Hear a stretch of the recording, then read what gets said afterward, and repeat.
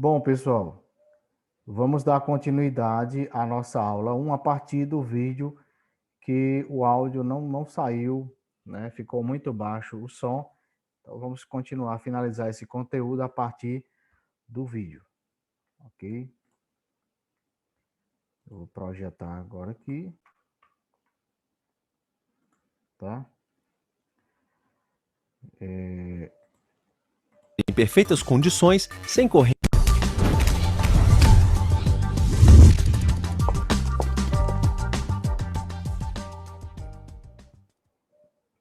Aterramento.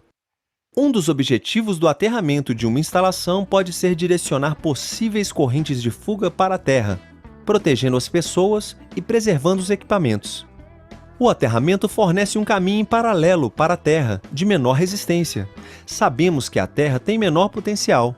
Logo, a corrente tende a ir para a terra e passará pelo caminho que oferecer menor resistência, que é pelo ramo do aterramento. Podemos afirmar, então, que quanto menor for o valor da resistência de aterramento, melhor ele será. De acordo com a norma NBR 5410, o valor máximo da resistência de aterramento é 3 ohms. O aparelho utilizado para medir a resistência de aterramento é o terrômetro. O aterramento pode ser realizado por diversos motivos, como transmissão de sinais, por exemplo. Logo, o aterramento pode ser tanto um aterramento de proteção quanto um aterramento funcional. O nome de aterramento funcional é dado a todo aterramento que não se destina à proteção. Aterramento do neutro. Quando a concessionária de energia fornece a alimentação em baixa tensão, o neutro é aterrado. O objetivo desse aterramento não é proteção. Em um sistema trifásico equilibrado ligado em estrela, a corrente no neutro é zero. Entretanto, sabemos que a rede não está equilibrada, seja em função do aumento da demanda ou ligações ilegais à rede. Logo, existe uma corrente circulando pelo neutro, e a ligação à Terra é feita para que tal corrente tenha um caminho de retorno. Aterramento de proteção, PE. A proteção contra choques elétricos por contato indireto, quando uma pessoa toca uma massa que não deveria estar energizada, mas está, é conferida em parte pelo equipamento e em parte pela instalação, pois muitas vezes a instalação possui um condutor de proteção. Entretanto, o equipamento não o possui. Em outros casos, o equipamento possui e a instalação não. A proteção só é efetiva se o equipamento possuir um condutor destinado à proteção, ou disponibilizar alguma forma para ligação, e este condutor estiver conectado à Terra através de uma resistência que se aproxime de zero. A seção mínima dos condutores de proteção deve seguir as recomendações da NBR 5410. Segundo a norma para circuitos onde os condutores de fase tenham seção de até 16 mm², o condutor de proteção deve ter a mesma seção. Para os casos em que os condutores de fase tenham entre 16 e 35 mm², deve ser utilizado o condutor de 16 mm². Para condutores de fase maiores do que 35 mm², o condutor de proteção deve ter a metade da seção do condutor de fase. Ainda, de acordo com a NBR 5410, os condutores de proteção devem ser exclusivamente verdes ou verdes e amarelos. Em um circuito funcionando em perfeitas condições, sem corrente de fuga, não existirá corrente elétrica no condutor de proteção. Entretanto, deve-se ter cuidado com essa afirmação, pois caso haja corrente de fuga, ela passará pelo condutor de proteção. Aterramento por razões combinadas de proteção e funcionais. Quando for exigido um aterramento por razões combinadas de proteção e funcionais, as prescrições relativas às medidas de proteção devem prevalecer. Esquemas de ligação de aterramento em baixa tensão. Esquema TNS. Nesse esquema, o condutor neutro e o de proteção são separados ao longo de toda a instalação, mas ambos são ligados à mesma malha de aterramento. Esquema TNCS. Nesse esquema, as funções neutro e proteção são combinadas em um único condutor em uma parte do circuito. Esquema TNC. Nesse esquema, as funções neutro e proteção são combinadas em um único condutor ao longo de toda a instalação. Esquema TT. O aterramento do neutro é diferente do aterramento de proteção. Esquema IT. O neutro da alimentação não é aterrado, existe aterramento apenas para proteção. Na figura abaixo, a impedância entre neutro tende ao infinito e indica que o neutro não está ligado à Terra. Bom, pessoal, muito bem explicado as funcionalidades do aterramento, e o aterramento tem uma função muito importante nas instalações elétricas, né? Inclusive para a proteção de equipamentos e do próprio sistema, do sistema em si.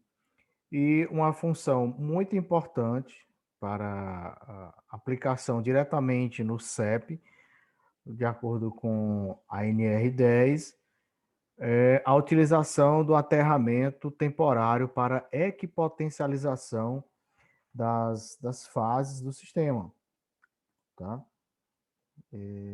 Para que, se houver uma energização acidental, embora tenha sido colocado invólucros nas chaves, né? Embora tenha sido aí tomado medidas de controle para que seja evitado as possíveis energizações acidentais, o aterramento ele tem a função de escoar para a Terra a corrente elétrica vindo por uma energização acidental, fazendo com que uma proteção do sistema na retaguarda, seja um religador de linha, seja o próprio religador da subestação, ele seja sensibilizado e faça a abertura dos seus contatos, né, os contatos internos, retirando daquele sistema, daquela linha, a tensão elétrica. Para isso, o aterramento ele necessita ser muito bem, vamos dizer assim, instalado.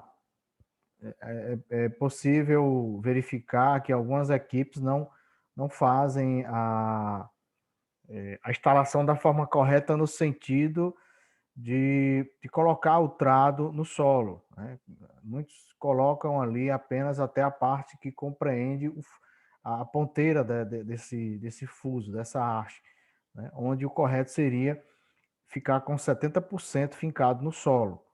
E também temos a questão de fixar bem esse aterramento no cabo na rede, né? Nunca colocar em cima de emendas ou até mesmo da alça, né, que fica segurando o cabo. Ele tem que estar conectado diretamente no cabo para fazer com que essa corrente ela venha, né, no caso de uma energização acidental, ela venha para a Terra. Então, dando continuidade aqui à nossa aula 1, temos aqui os riscos no CEP e sua prevenção. O CEP é Sistema Elétrico de Potência, como vimos anteriormente, tá? Então, os riscos à segurança e à saúde dos trabalhadores no setor de energia elétrica são, via de regra, elevados, podendo levar à lesão de grande gravidade e são específicos de cada tipo de atividade, inclusive ocasionando, né, aí a morte do trabalhador. Desculpa, pessoal. A eletricidade constitui um agente, tá, de alto potencial de risco ao homem. Sua ação mais nociva é a ocorrência do choque elétrico. É considerado aí pela NR10 o risco principal, o risco de maior gravidade, o choque elétrico, tá? Os trabalhos que são relacionados à eletricidade e instalações elétricas, com consequências diretas e indiretas. Também está presente aí o risco devido à possibilidade de ocorrência de curtos-circuitos ou mau funcionamento do sistema elétrico, originando grandes incêndios e explosões, tá? O curto-circuito ele é uma consequência também, uma ocorrência também de um risco desse trabalho com o CEP, com o Sistema Elétrico de Potência. É importante lembrar que o fato de que a linha está seccionada não elimina o risco elétrico, tampouco prescindir as medidas de controle coletivo e individual necessário, né? Já que a energização acidental pode ocorrer devido a erros de manobras, contato acidental com outros circuitos energizados, tensões induzidas por linhas adjacentes ou que cruzam a rede, descargas atmosféricas, mesmo que distante do local de trabalho. Há casos em que não é necessário que uma descarga, que um raio venha atingir diretamente o local onde a equipe esteja trabalhando, mas que venha cair nas proximidades. E a gente sabe aí, por experiência, até mesmo por conhecimento, de que essa descarga elétrica ela acaba atingindo outros pontos, não cai especificamente num local. E outras possibilidades de uma energização acidental, um contato acidental com outros circuitos, ou até mesmo tensão induzida. Vamos supor que num local de trabalho, desse trecho seccionado, passa por cima uma linha de transmissão de 500 kV.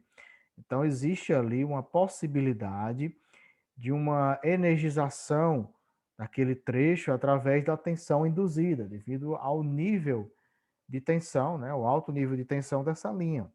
Para isso, é muito importante a questão da utilização correta do aterramento.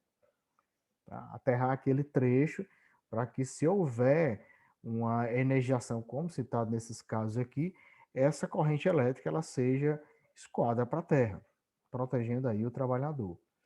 Ou fonte de alimentação de terceiros. A gente sabe que tem muitos clientes que hoje em dia utilizam a geração distribuída, estão gerando a sua própria energia. Pode haver ali uma falha do inversor, até mesmo porque aqueles inversores eles só funcionam se tiver uma tensão alternada na sua entrada. E aí ele faz o processo de conversão.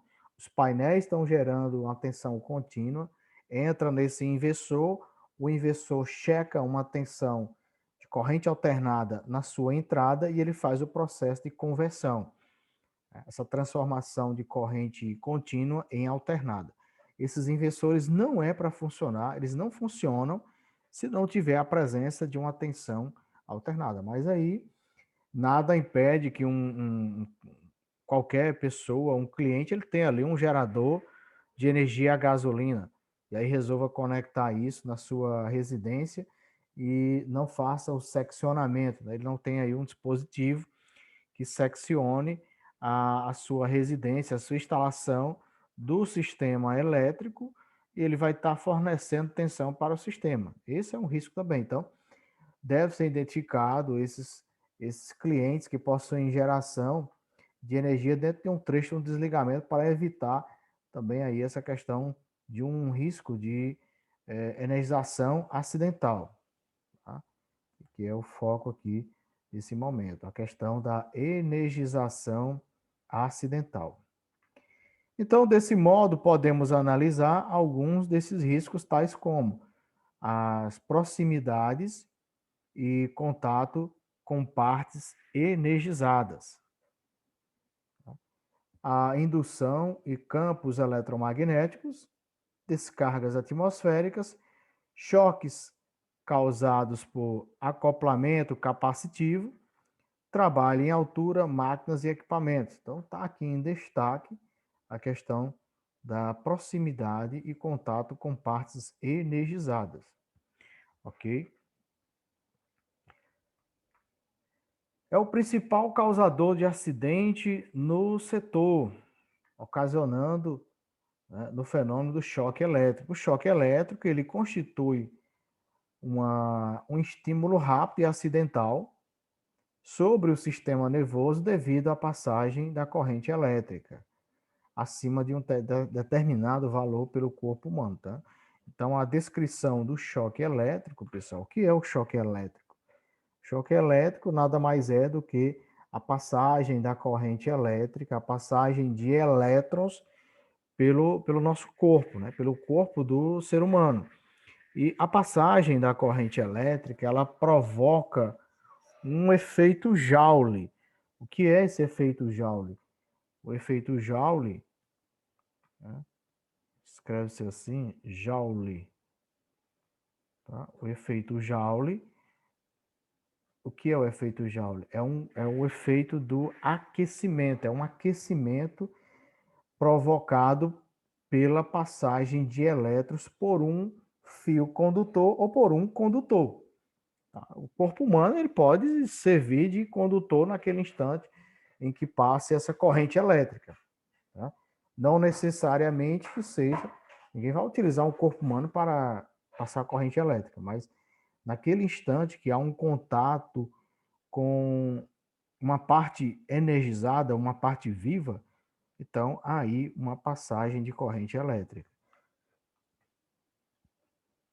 São efeitos diretos, né? Seus efeitos diretos são a contração muscular, a tetânia, queimaduras internas e externas, parada respiratória, parada cardíaca, eletrose dos tecidos, fibrilação ventricular e até mesmo a morte. Então, temos aqui como efeito direto do choque elétrico essas ocorrências. Tá? Como efeitos indiretos, nós temos aqui a queda, batidas, queimaduras indiretas, etc. Tá? A extensão do dano do choque elétrico depende da magnitude dessa corrente elétrica, é claro. Tá? E um dado importante, quando a gente estuda lá a eletricidade básica, pessoal, que a tensão elétrica, né, que é medida em volts, tá? A tensão elétrica, ela é a força que impulsiona, que empurra, que faz com que os elétrons se movam. Tá? Então, quanto maior a tensão, maior vai ser a corrente elétrica.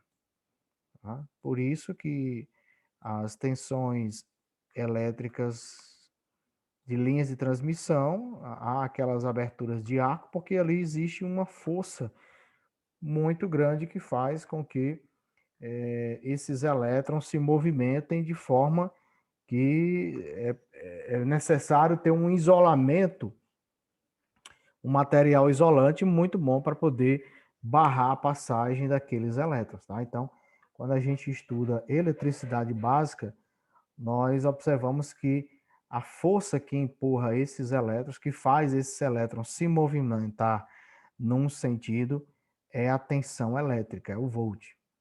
Okay? Então, os danos aqui causados pela passagem dessa corrente elétrica, desse choque, vai depender da magnitude, né, dessa intensidade da corrente elétrica e do caminho que ela percorre no corpo humano, bem como o tempo de duração. Então, são fatores aí que são determinantes para ter uma gravidade maior ou menor com relação ao contato acidental. Aqui nessa foto do lado a gente vê uma equipe trabalhando num, num barramento, fazendo um aperto de vamos dizer aqui, de uma sustentação, de um isolador de sustentação de um barramento. Acredito que não seja aqui uma equipe de linha viva, também porque ele não está utilizando uma luva para a realização desse trabalho. Aqui o andaime está montado, não tem cordas fazendo a amarração, o estaiamento. E esse andaime é um andaime de ferro, não é um andaime de fibra utilizado para trabalho com linha viva. Isso aqui acredito fazer parte da etapa da montagem da subestação. Né? Da montagem está fazendo aí a construção, construindo o barramento. Tá? Bom, agora com relação às técnicas de trabalho sob tensão. Temos aí a linha viva, trabalho com linha viva. Essa atividade ela pode ser realizada mediante a adoção de procedimentos que garantam a segurança dos trabalhadores. Tá? Nessa condição de trabalho, as atividades podem se desenvolver mediante a 3 métodos que foi apresentado, foi descrito lá como um dos itens na apresentação desta aula 1. Temos aí o método ao contato, o método ao potencial e o método à distância. Ó, aqui nós temos e aqui sim, ó, o andaime ele é diferente, ele é de fibra, para a atividade de acordo com a tensão da linha. Tem uma corda que está, na verdade não é uma corda, é um bastão que está fazendo o estaiamento aqui, ó. A corda ela é só nesse ponto para fazer a fixação desse bastão. E o colaborador, ele está trabalhando aqui ao contato, né? Ele possui uma linha, né, um cordão umbilical, onde ele faz o contato aqui, ó, com a linha, com a rede, e ele fica em contato e ao mesmo tempo ao potencial da linha, tá? Para poder realizar o serviço. E sempre que ele for tocar nesse conector, ele não ter aí a questão de abertura de arco, né? Por isso que ele faz o contato dele com a rede, ele fica conectado direto aqui com a rede para não ter essa abertura de arco sempre que ele aproximar a mão e retirar, né, tocando aqui no cabo energizado. E essa roupa é uma roupa especial, ela é feita de microfios condutores, né? Ela é uma roupa condutora de eletricidade. Então, quando ele conecta esse cordão aqui para ficar o mesmo potencial da rede, toda a roupa dele fica energizada com a tensão desse cabo, da linha, tá, pessoal? Bom, o trabalhador tem um contato com a rede energizada. Esse aqui é o método ao contato, tá? A gente vai fazer uma abordagem aqui de cada um dos métodos. Método ao contato, ao potencial e o método à distância. Então, no método ao contato, o trabalhador tem contato com a rede, né, energizada. Mas não fica ao mesmo potencial da rede elétrica, pois está devidamente isolado desta. Utilizando equipamentos de proteção individual adequados, ao mesmo nível de tensão, tais como botas, luvas, mangas e equipamento de cobertura e mantas isolantes. Então, esse trabalho que está sendo realizado aqui é ao contato, porque ele não está com aquela roupa especial para fazer a conexão dele com a rede e ficar ao mesmo potencial. O método ao potencial é outro que a gente vai ver a seguir. Então, esse método aqui ele é ao contato, porque ele chega a colocar, desculpa, as mãos na rede, mas ele está isolado, está usando uma luva com isolação para aquela tensão, as mangas, e está numa cestinha, bem como também ele está fazendo a cobertura de partes vivas aqui para não haver um acidente, um contato entre dois potenciais, tá, pessoal? Está faltando aqui, no caso desse eletricista, a balaclava. Ele tem que utilizar aqui a balaclava. Então, a figura ao lado mostra a manutenção utilizando o método ao contato, ou seja, o trabalhador está em contato com a rede elétrica, mas isolado da mesma. Bom, nesse slide nós temos o método ao potencial. O que é o método ao potencial? É um método onde o trabalhador fica em contato direto com a rede elétrica no mesmo potencial. Nesse método é necessário o emprego de medidas de segurança que garantam o mesmo potencial elétrico no corpo inteiro do trabalhador, devendo ser utilizado conjunto de vestimentas condutiva, no caso roupas, capuzes, luvas e botas, ligadas através de um cabo condutor elétrico, e sinto a rede objeto de atividade.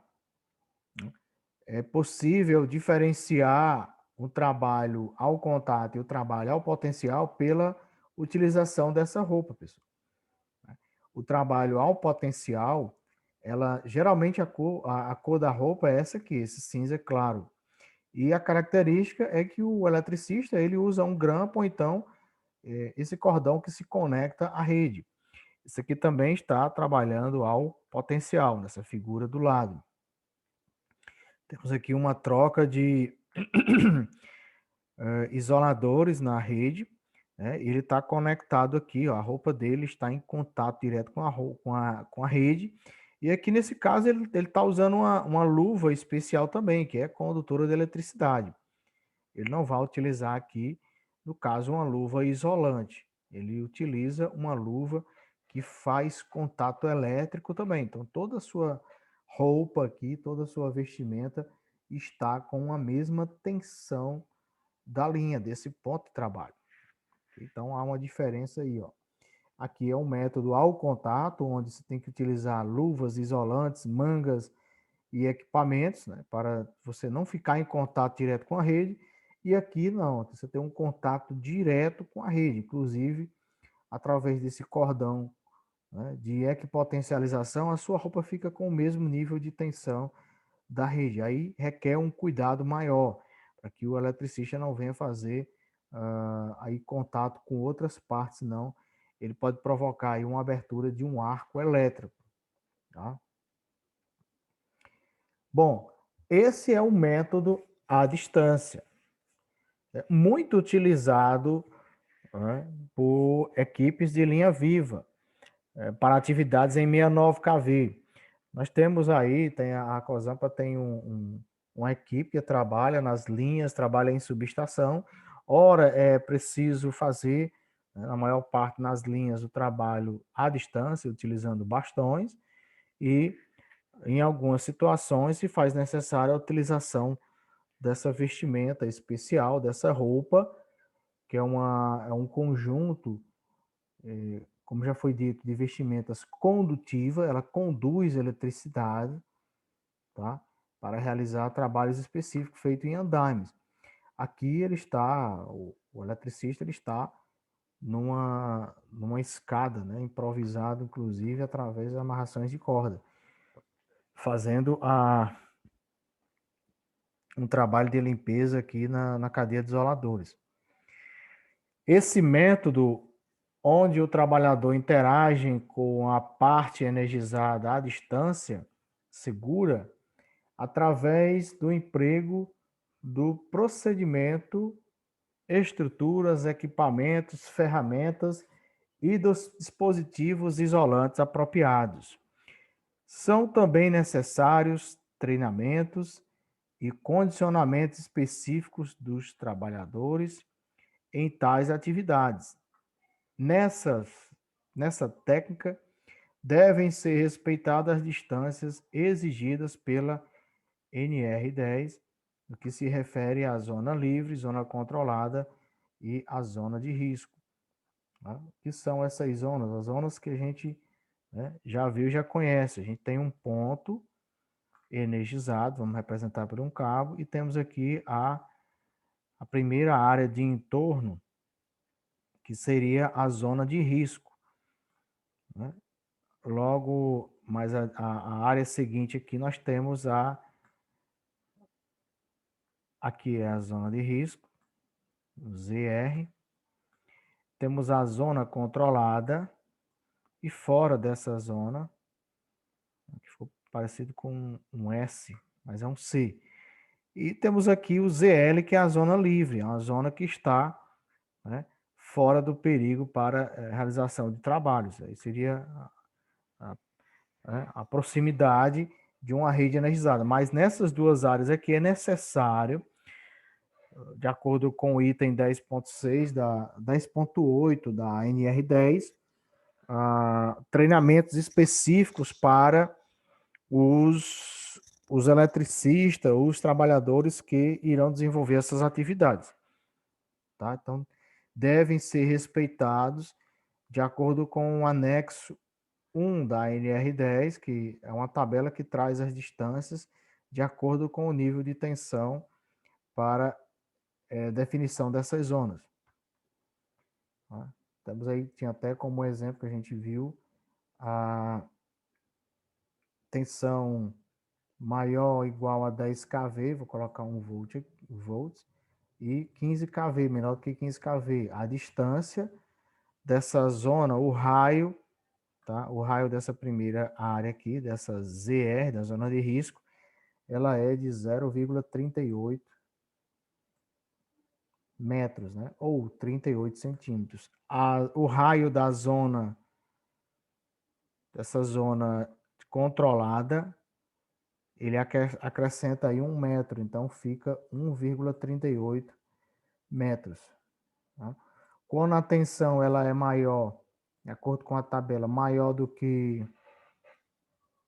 110 kV, então esse raio da zona controlada ela vai aumentar em relação à zona de risco 2 metros, devido ao o nível de tensão, o perigo, o risco desse nível de tensão ser mais elevado. Mas até, né, de 1 kV até 110, a zona controlada ela tem um raio maior do que o raio da zona de risco em 1 metro. Para uma tensão de 60 maior ou igual a 60 kV, vou colocar um V aqui, isso aqui é um 6, tá, pessoal? 60 kV até 70, a distância é 0, se eu não me engano, 86 ou 88, tá? 0,86 metros. E aí, isso a zona de risco, ZR. ZR, tá? A zona de risco, ela tem um tamanho maior devido ao nível de tensão e a zona controlada vai ser 1,86 metros, tá? É o ZC, o raio do ZC.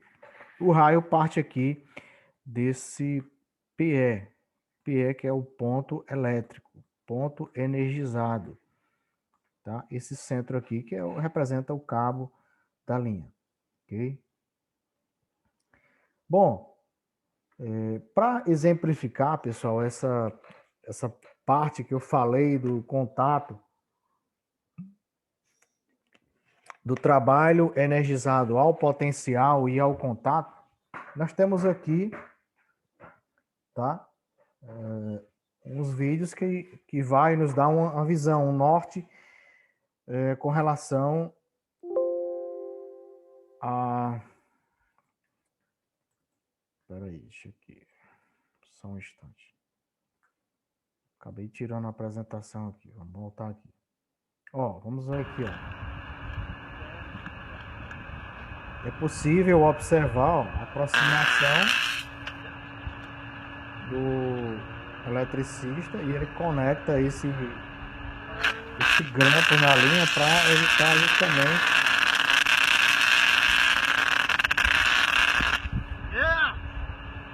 evitar justamente essa abertura de arco, tá? Essa abertura de arco aqui ela é feita porque ele não está conectado com o grampo na linha, ele não está no mesmo potencial, mas a partir do momento que ele conecta esse grampo, ele pode aproximar a mão, colocar a mão no cabo e retirar sem ter arco. O propósito desse grampo é deixar ele no mesmo potencial da linha.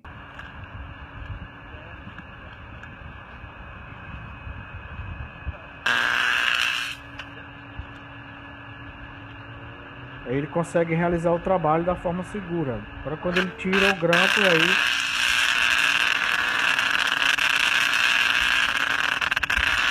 quando ele tira o grampo, nós temos aí a abertura de arco, né? Porque ele não está no mesmo potencial da linha, tá?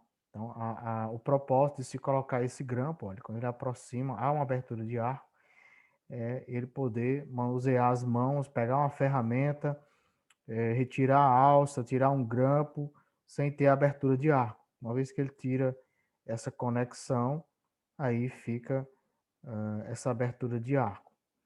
Tá?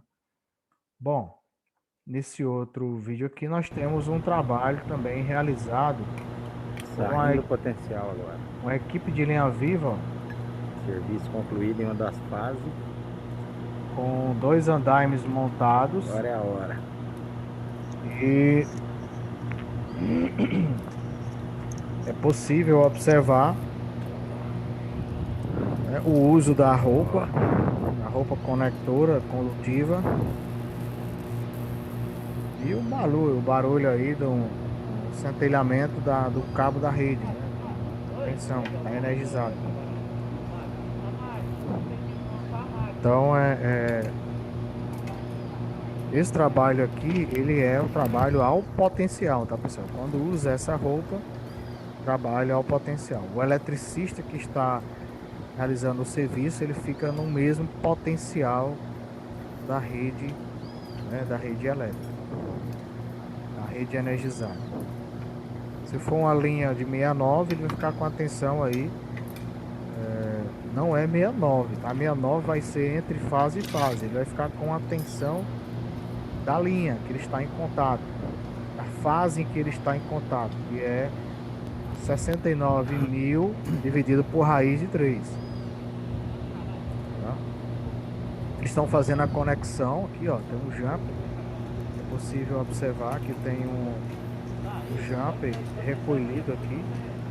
Estão fazendo a conexão com o barramento da subestação. Aí agora já se soltou. Então é possível que essa linha, esse lado esteja desenergizado, mas esse eletricista ele vai entregar o jump para o outro fazer a conexão. Aí no momento que ele faz essa conexão, então aparece uma tensão, fica a tensão elétrica aqui. Precisa, é necessário que ela vai sair do potencial ele agora. fique no potencial do local de trabalho, tá? Então tem toda essa questão aí, ó. É bem interessante. E aí tem todo o trabalho agora de descer, desmontar os andaimes e fazer a mudança para a conexão, ó, fazendo aqui com o bastão a retirada. Fez a retirada do grampo. Quer ou não, viu? E como é perceptível, né, a gente pode ver aqui, eles vão fazer a mudança para